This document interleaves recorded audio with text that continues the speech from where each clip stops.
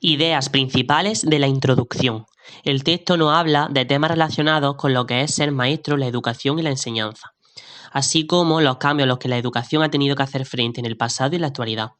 También hace un análisis de lo poco valorada, y me atrevería a decir olvidada, que está la pedagogía y la figura del pedagogo para los distintos gobiernos, de la formación permanente del profesorado y sus problemas, de nuestros centros educativos y de la búsqueda de nuevos modelos educativos a través de proyectos, tomando como referencia los centros Finlandia, y la clave para mejorar nuestra escuela mediante la colaboración en comunidad.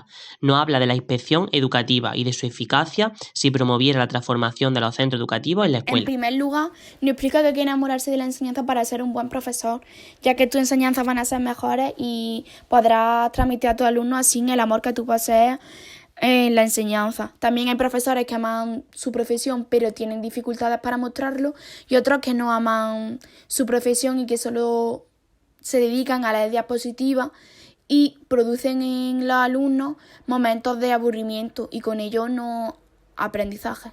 En segundo lugar, nos muestra la gran diferencia entre el profesor del ayer y el profesor actual. Nos cuenta cómo su padre, con tan solo 16 años y sin formación alguna, supo hacerle frente, y el gran logro conseguido por este, que fue crear posibilidades tanto de presente como de futuro para cada uno de sus alumnos. Nos muestra también las dificultades que poseen los profesores del siglo XXI y los tres grandes problemas de estos, que son la presión de la evaluación externa, la tradicionalidad a la hora de enseñar y la ayuda al alumno a desarrollar competencias y que no solo memorizan. También nos cuenta cómo los políticos tienen el suficiente poder de apartar del escenario educativo nuevas propuestas metodológicas y con ellas las personas que las defienden, como pasó con Fernando Sainz, considerado el principal introductor del aprendizaje basado en proyectos en España, convertido en un fantasma y condenado a desaparecer de la historia, a pesar de su excelente currículum.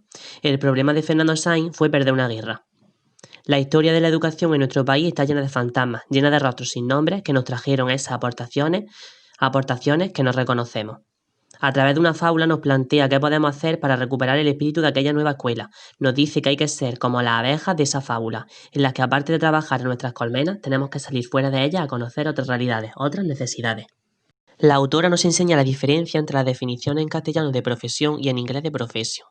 En castellano hace referencia al empleo a cambio de retribución y en inglés a la vocación. A lo largo de los años se han ido desgastando el valor de las teorías de la educación. La pedagogía ha ido en decadencia a causa del fracaso de la política. Además, la mayor parte de los pedagogos se encuentran en la universidad y la educación no debe olvidar las aportaciones ofrecidas por la pedagogía y del papel tan importante y necesario que llevan a cabo estos profesionales. Sobre la formación del profesorado, para que una enseñanza sea eficaz, no es suficiente tener conocimiento sobre las materias que se imparten, sino que además se ha de estar capacitado para el cambio social y tecnológico que hay en nuestra sociedad y que además está en continuo avance.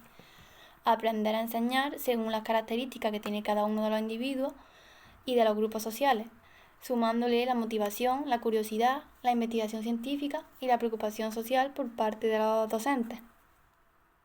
Por otro lado, la reducción de centros de profesorado sustituidos por plataformas de formación online ha resultado un efecto negativo a causa de la crisis económica en nuestro país, ya que estos centros ofrecen mejores oportunidades de aprendizaje y por lo tanto su sustitución supone una pérdida en la calidad del sistema educativo.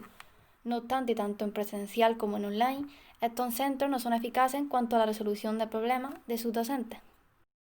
Se exponen 4 problemas diferentes, pero que a la vez están relacionados entre sí, y estos tratan de resolver las necesidades y las demandas del profesorado en su aprendizaje, y son el docente en formación, el docente en activo, los centros educativos y la asesoría de formación. Asimismo, nos muestra que hay centros educativos en la provincia de Andalucía conocidos como centros Finlandia, en los que la metodología de enseñanza es diferente a la convencional en España.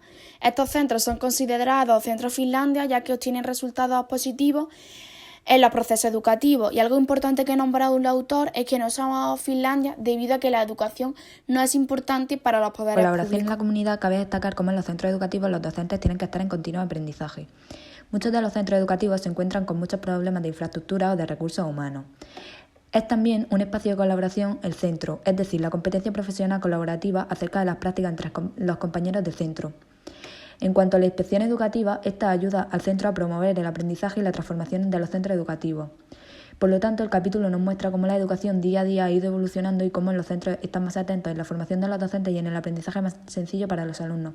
Este capítulo también nos enseña la cantidad de factores que se implican en los centros educativos, ayudando tanto a docentes como a alumnos en una enseñanza clave que facilita el trabajo, de manera que el docente ame su profesión.